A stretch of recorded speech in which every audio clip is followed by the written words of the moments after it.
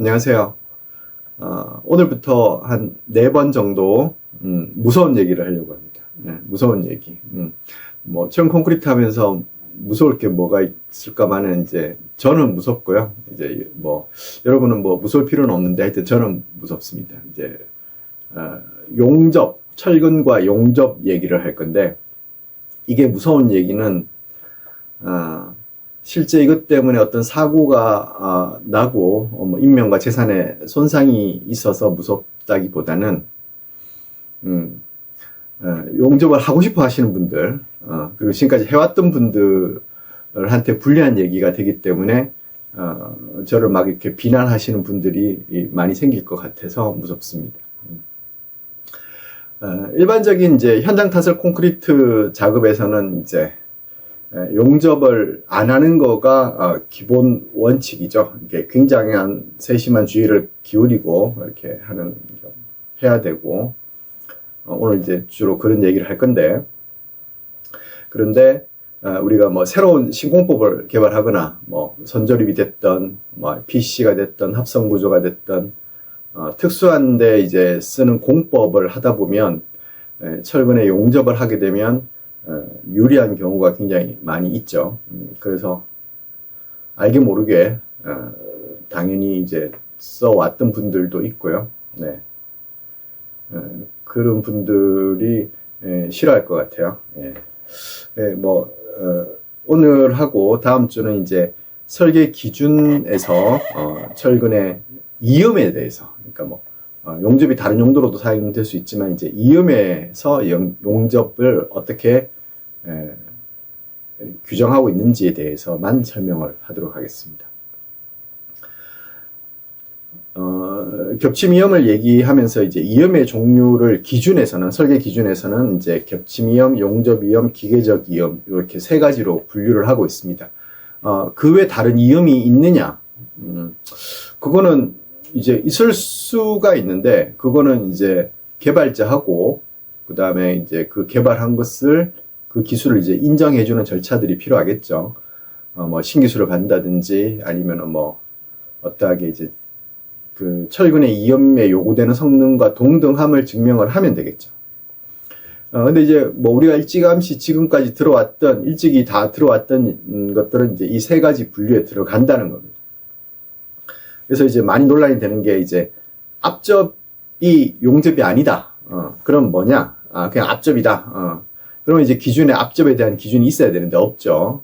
그러면 이제 앞접의 기준을 만들어서 기준에다가 넣어야 되는데 그 과정을 지금 한 40년 정도 안 해왔을 수도 있고, 그게 이제 용접의 분류라고 정의를 하고 있습니다. 기준에서는. 그 다음에 이제 오늘 주로 설명을 할 겹쳐서 용접 이음을 하는 거, 그러니까 겹쳐지는 길이를 짧게 하는 거에 대해서 주로 얘기를 할 거고요. 기계적 이음은 이제 주로 나사식으로 된 것들을 많이 얘기를 했고, 그 다음에 이제 강관 슬리브를 이렇게 기계로 유압으로 꽉꽉 누르는 이제 압착 이음이 있다 그랬고요. 그 다음에 이제 이것도 논란이 있는 분들이 있는데, 무스처 몰트 충전 이음, 스플라이스 슬리브라고 얘기하는 PC에서 쓰는 방법들, 이거를 기계적 이음이 아니다. 그럼 뭐냐? 스플라이스 슬리브다. 그게 뭐냐? 스플라이스 슬리브다. 그렇지 않죠. 기준에서는 이제 이것도 기계적 이음으로 이제 분류를 하고 있습니다. 기계적 이음으로 분류를 하고 있고요. 네, 그래서 이제 콘크리트의 부착 강도에 의해서 일정한 길이 이상을 겹쳐서 이음하는 걸 겹침 이음이고, 나머지는 기계적 원리라는 게 어떤 이제 그게 몰탈이 됐던 뭐가 됐던 간에 이제 어떤 물리적인 맞물림 작용이 하는 것을 기계적 이음, 그게 아니라 열을 가해서 모재와 용접재 또는 모재끼리 뭔가 이제 용융을 통해서 이루어지는 것을 이제 용접 이음으로 규정을 하고 있습니다. 또 하나 애매한 게 이제 주로 지금까지 이제 원자력 발전소에서 써왔던 용융금속 충전 이음, 그러니까 슬리브 안에다가 몰타를 넣는 게 아니고 쇳가루랑 화학가루를 넣고 이제 그거를 녹이는 거죠. 이게 좀 애매하다고 얘기 드리는 거는, 이거를 원리는 용융의 원리가 이루어져 있는데, 그런데 그게 좀 애매한 용융이라는 거예요. 그러니까 왜냐하면 이제 모재와 용접재가 녹거나 아니면 모재와 모재끼리 녹아서 붙는 게 아니라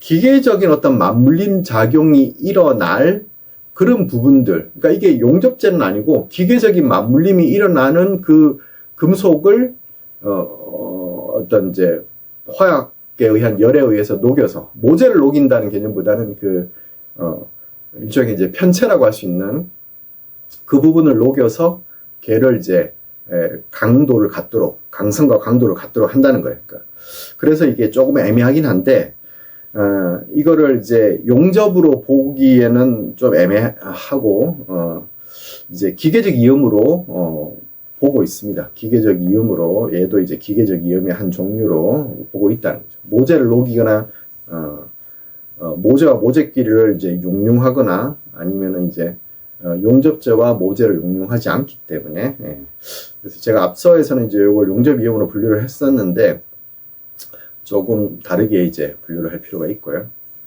우리나라 기준을 설명하기 전에 미국 기준부터 좀 설명을 해서 참 좀 자존심에 문제가 있긴 한데 어쩔 수가 없네요. 이제 실제로 이제 철근의 용접에 대한 연구들은 뭐 LH 공사라든지 아니면은 이제 원자력 발전소 쪽에서 아주 이제 특수한 용도로만 이렇게 연구가 이렇게 좀 되어 왔고, 그게 기준으로 이렇게 기준이나 시방서로 이렇게 막 이렇게 전파되거나 이러지를 잘 못했어요. 네, 그래서 이제 연구가 이렇게 많이 우리나라에서 이루어지지는 않았고, 지금 쓰고 있는 것들은 대부분 미국 용접협회에서 나온 AWSD 1.4의 이제 리포트를 기준으로 해서 많이들 활용을 하고 있고, 우리나라 기준과 시방서에서도 이 부분을 이제 참고해서 정의를 하고 있습니다. 미국 ACR 318도 이제 AWSD 1.4를 따르라라고 이제 얘기를 하고 있는 상황이고요. 네. 여기서는 이제 철근끼리 맞댄 용접, 그러니까 이게 이제 용접협회이기 때문에 강구조의 정신을 그대로 많이 따르고 있습니다. 그래서 철근과 철근 사이의 마구리 부분을 개선해서, 자, 여기서 개선이 중요하죠. 개선을 해서 맞댄 용접을 합니다. 그냥 막 하는 거 아니에요. 개선을 다 합니다. 개선을 해서 우리 이제 강구조 용접하듯이 개선을 해서 용접을 합니다. 근데 이제 그럴 여건이 안 되죠. 우리가 이제 어떤 루트 간격이라든지 아니면 개선 각도 이런 것들을 맞춰서 현장에서 철근을 자르는 거는 굉장히 어렵죠. 예. 그래서 이제 맞대응 용접을 할 수 있지만 이제 쉽지 않다는 거고요. 왼쪽에 있는 것이 이제 철근과 철근을 맞대응 용접하고 있는 거고, 오른쪽은 철근과 철근을 바로 맞대응 용접하기가 부담스러우니 강판을 덧대고 거기에 이제 이렇게 용접을 하는 거죠. 그래서 이제 플레어 베벨 용접 형태를 하든지, 아니면은 맨 밑에 있는 것도 이제 이 보조 철근 두 개를 양쪽에다 대고 요 사이를 이제 용접을 하는 거죠. 플레어 V 글루브, 이건 플레어 베벨 글루브가 되겠습니다. 근데 이것은 이제 용접만 생각하는 분이 이제 고안을 한 거죠. 용접만 생각하는 분이. 그러니까 뭐냐면 용접에 의해서 힘이 전달되는 것만 고민을 해서 만든 거고, 뭐 콘크리트의 충전성이라든지 아니면 뭐 띠철근의 배근이라든지 이런 것까지 고려하지 않았다는 거예요. 그래서 뭐냐면 현장에서 또 이렇게 어떤 이제 보조 철판을 대고 용접을 하는 것 또한 또 다른 문제를 야기한다는 거예요. 콘크리트를 완전히 분리시킨다든지 뭐 이런 문제들을 야기를 하기 때문에 이게 또 쉽지 않아요. 그림상으로 가능할 뿐이죠. 그래서 좀 현실적인 방법이 뭐냐면 이제 겹침 용접이에요. 겹침. 짧은 길이를 이제, 그러니까 우리가 이제 용접 이음을 고민하는 이유는 겹침 이음 할 만큼의 길이가 안 나오는 거예요. 뭐 40dB, 50dB 정도 요구되는데 그런 길이가 안 나오기 때문에 어떻게든지 짧게 해서 이제 하고 싶어서 이제 용접 이음을 하게 되는 거죠. 그래서 이런 이제 겹침 용접 이음을 하거나, 아니면 마찬가지로 이제 인다이렉트로 철판을 놓고 이렇게 이제 용접을 하는 거죠. 이렇게 뭐 양쪽만 이렇게 이렇게 하고 이제 가운데 부분은 이제 뭐 안 해도 되고요. 예, 뭐 이렇게 해서 이제 하는 건데 이것 또한 아까 말씀드린 대로 콘크리트의 이제 충전성을 이제 굉장히 저해시키기 때문에 굉장히 이제 관념적인 내용이고 실제로 현실적이지는 않다. 그 다음에 이제 정착, 그러니까 어떤 강구조와 철근의 결합, 이거를 이제 겹침 위험으로 하게 되면 굉장히 어려워요. 이거 쉽지 않습니다. 어떤 강구조와 철근의 겹침, 이런 것들은 이제 겹침 이음보다 훨씬 복잡한 문제를 야기를 하고 있고요. 왜냐하면 이제 이게 강성이 있는 재료들이기 때문에 강구조에 강성이 있는 재료이기 때문에 부재력을 또 변화시키는 문제가 생깁니다. 얘기가 좀 복잡해진 건 다음에 기회가 되도록 하고요. 어쨌든 간에 어떤 베이스 플레이트의 철근을 용접해서 붙이고 싶은 거죠. 그래서 이제 필렛 용접 방법을 하고 있는데 이거는 이것도 좀 쉽지 않죠. 용접 설계를 해보면 이제 잘 되지 않아요. 그래서 이제 그나마 괜찮은 방법은 이제 강판에 구멍을 뚫고 이제 철근을 관통시킨 다음에 온둘레 용접을 양쪽에서 하면 그나마 좋은데 이제 이것도 좀 쉽지 않고요. 그래서 뭐 많은 분들이 실제로 그런 상세를 쓰는데 어떤 이제 베이스 플레이트가 있으면 여기에 이제 용접 커플러 반쪽짜리를 넣고 철근에는 이제 나사가 있는 철근을 이제 이렇게 나사 끝을 나사로 해가지고 이렇게 합니다. 그리고 이제 요 커플러를 이제 온돌로 용접을 하는 거죠. 그래서 이제 위에서 보면 커플러가 이렇게 있고 철근이 이제 여기에 있고요. 그 다음에 이제 요 둘레 부분에 용접을 해서 용접할 수 있는 이 길이를 용접 길이를 그냥 길게 하는 그런 방법이 되겠습니다. 이런 방법들은 뭐 굉장히 많이 사용되고 중요 구조에도 많이 사용되고 많이 검증이 됐어요. 그게 이 커플러를 이제 용접이 가능한 재료로 만들고 그 다음에 이런 부분에 이제 계산해서 오는 거죠. 용접을 할 수 있게끔 커플러를 외관을 이제 이렇게 개선을 해서 용접이 잘 되게 만들어 오는 거죠. 예, 그러면은 뭐 성능이 확실히 잘 나올 수가 있습니다. 그 다음에 이제 맨 오른쪽도 이제 인다이렉트 방법으로 뭐 이렇게 하는 그런 예들을 보여주고 있습니다. 현실적으로 이제 우리나라에서 많이 쓰이는 이제 용접을 통해서 이음을 하는 방법은 우리나라에서 쓰고 있는 용접을 통해서 이음을 하는 방법은 뭐가 있냐면 앞접이 많은 부분을 차지하죠. 앞접이 많은 부분을 차지합니다. 앞접이 많은 부분을 차지하고요. 그 다음에 우리나라에서 실제 이루어지는 방법들은 용접 앞접이 이제 많이 이루어지고 있습니다. 많이 이루어지는 건 아니고 이제 크게 대별되는 거는 이제 앞접이 있다는 거죠. 앞접이 있어서 이제 두 철근을 압력을 주고 바깥쪽에서 이제 열을 가하는 거죠. 예. 이제 앞접에 대해서는 이제 시방서에 잘 나와 있으니까 시방서를 준수해서 하시도록 하시고요. 오늘 주로 이제 얘기를 하려고 하는 거는 이렇게 겹침 용접 이음입니다. 그래서 요거는 이제 제가 실험을 한 건데 이제 실험 요렇게 겹침 이음을 하고 싶죠. 요렇게 겹침 이음을 해서 이제 여기 가운데 부분에 이제 용접을 해가지고 그 성능을 보고 싶은데 이걸 이제 당기려니까 편심 때문에 당길 수가 없는 거예요. 예. 그래서 요렇게 이제 편심이 없도록 요렇게 만든 다음에 이제 위아래로 당겼어요. 그럼 이제 편심이 없느냐? 요거는 이제 UTM의 이제 위아래 무는 척에서는 편심이 없지만 실제 가운데 부분에서는 또 편심이 생기죠. 그래서 이제 얘가 어떻게 되냐면 요거와 요게 이제 축이 맞아지려고 한다는 거예요. 축이 맞을 수가 없으니까 어떻게 되냐면 얘가 이렇게 휘고 얘가 이렇게 휘고 이제 얘가 이렇게 휘어지는 거예요. 그래서 이제 얘들이 이제 이렇게 휘어지는 거죠. 이렇게. 예.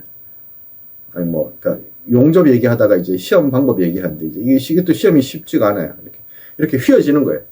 휘어지다 보니까 어떻게 되냐면 요 용접부 바깥쪽이 휘어지는 거예요. 용접부 끝부분이 용접이 끝난 바깥쪽 부분이 휘어져요.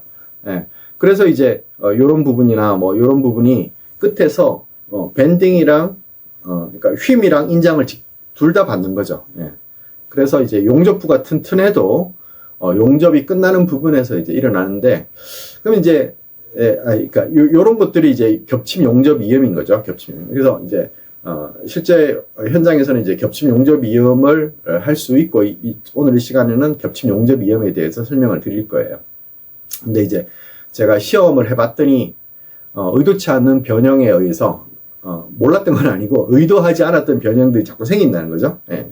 그래서 이제 이게 용접부 인접 모재에서 끊어지는 거예요. 성능이 잘 나와도 연성이 없이 이렇게 그냥 휘어지다가 이렇게 끊어지는 것처럼 보이는데, 그래서 제가 이 얘기를 왜 길게 하냐면 실제 구조물은 어떠냐는 거죠. 실제 구조물. 실제 구조물에서도 편심이 생기죠. 편심이 생기는데 실제 구조물은 어때요? 이게 이제 콘크리트에 묻혀 있는 거죠. 콘크리트에 묻혀 있는 거예요. 콘크리트에 묻혀 있다 보니까 얘처럼 이렇게 많이 이렇게 휘어질 수가 없어요. 옆에 콘크리트가 있는데 그게 이렇게 휘어지면 어떻게 해요? 콘크리트가 이렇게 쩍쩍 갈라져야 돼요. 콘크리트 쩍쩍 갈라져야 돼요. 그러긴 쉽지 않죠. 예, 그래서 이제 무슨 말씀을 드리고자 하냐면 그게 이제 쉽지 않기 때문에 그러면 이제 이렇게 안 휘어지냐? 그게 아니라 요런 축이 안 맞는 부분에 의해서 콘크리트에 균열이 생길 수 있다는 거죠. 콘크리트에 이제 이런 방향의 균열이 생길 수가 있어요. 이염 따라서. 우리가 휨 균열이라면 철근의 직각 방향으로 이렇게 균열이 생겨야 되는데, 이런 국부적인 변형에 의해서는 이제 철근 길이 방향으로 콘크리트의 균열이 생길 수도 있다. 이 말씀 드리고요. 용접 이음의 기준에 대해서 먼저 요 말씀드리고, 기준에서는 이제 용접 이음은 KST 3504의 용접용 철근을 사용해라 이렇게 되어 있어요. 용접용 철근을 사용해라. 그 다음에 FY의 125% 이상을 발휘해라 이렇게 되어 있다는 거죠. 예. 뭐 용접용 철근을 쓰는 거는 KST 3504에 규정되어 있기 때문에 용접을 하려면 용접용 철근을 써야 됩니다. 요거는 이제 우리 이제 전문가 과정에서 좀 더 논의를 하도록 하고, 하여튼 용접용 철근을 써야 된다는 거죠. 용접용 철근을 써야 된다. 그 다음에 125%는 처음에 말씀드렸던 이제 겹침 이염, 기계적 이염, 용접 이염, 모든 이염의 종류에 상관없이 어떤 이제 연성적인 거동을 보장하기 위해서 이염부가 모재보다 25% 이상 높도록 했다는 거예요.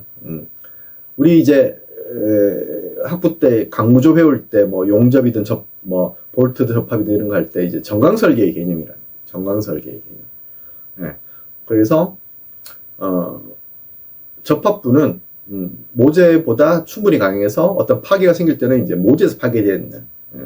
특히 겹침 이염이든 용접 이염이든 기계적 이염이든 이염부는 강도가 높더라도 파괴가 거기서 일어나면 취성적일 수밖에 없어요.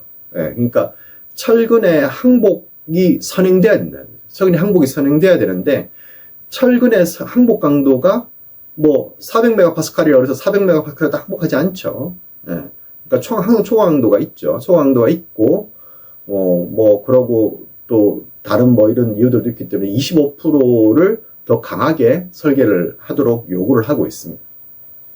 그럼 더 강하면 좋을 건데 이제 그러면은 경도성이 떨어지니까 25%로 제한을 했습니다. 요거는 이제 겹침 이염에서 나온 개념인데 뭐 25% 얘기가 나왔으니까 여기서 한번 얘기를 해보면, 우리 지금 쓰고 있는 정착 길이 설계식은 이 논문에서 나왔어요. 오랑군하고 10사람 구림 교수가 쓴 이 논문에서 나왔는데, 이제 이 논문이 77년에 ACI 스트럭처 저널에 나왔다. 참 이제 너무 요즘 같은 이제 AI 시대에 이런 거를 동영상 만드는 것도 좀 그런데 아직 77년 논문을 이제 바이블처럼 보고 있습니다, 저는. 예. 그 논문에 보면은 명시적으로 이제 1.25 FY를 한다라고 되어 있어요. 물론 이제 그 이전부터 그렇게 왔었는데 이 논문에서 이제 지금 쓰고 있는 설계식이 나왔거든요. 그래서 이제 이 논문에서 25%라는 얘기를 한 번 더 얘기를 하고, 이 논문은 그래서 이제 25%를 이제 적용하는 것보다 강도 설계 개념에 따라서 오히려 강도 감소 계수 개념으로 이제 0.8을 적용시켜서 설계를 하자, 뭐 이런 얘기도 제안을 하고 있지만, 우리는 이제 정착 길이, 이염 길이로 나올 때는 1.25 FY가 발현될 수 있도록 그렇게 하고 있습니다. 그리고 이제 79년에 이제 이거는 79년에 발간된 콘크리트 인터내셔널 매거진에 있는 아티클인데요. 여기서는 이제 그 77년 오란군 논문을 바탕으로 설계식을 만들어서 408위원회에서 그걸 이제 설명을 하고 있어요. 예. 그래서 이제 저명하신 이제 열사 교수님이랑 루츠 그리고 그걸이 돌아가셨는데 이제 박사님이 세 분이 이제 썼던 논문이죠. 여기 아티클인데 여기도 보면 이제 1.25라는 것이 이제 명시가 되어 있습니다. 그래서 많은 분들이 이제 어떤 새로운 공법을 만들어서 이용을 해서 현재 실험해봤더니 이제 FY가 나온더라. 그러면 안 되고 평균적으로 1.25 FY가 나와야 되고요. 또 어떤 분들은 이제 뭐 새로운 재료를 하든지 아니면 이제 뭐 겹침염 실험이든 뭐 하여튼 부착 실험을 했더니 현행 설계 기준이 너무 과하더라. 원래 접합부는 과해요. 원래 접합부는 굉장히 과하게 설계가 되어 있어서 평균 1.25 FY가 나오는 것이 필요합니다. 나머지 또 얘기는 좀 이어서 다음 주에 그렇게 말씀드리도록 하겠습니다. 네, 수고하셨습니다.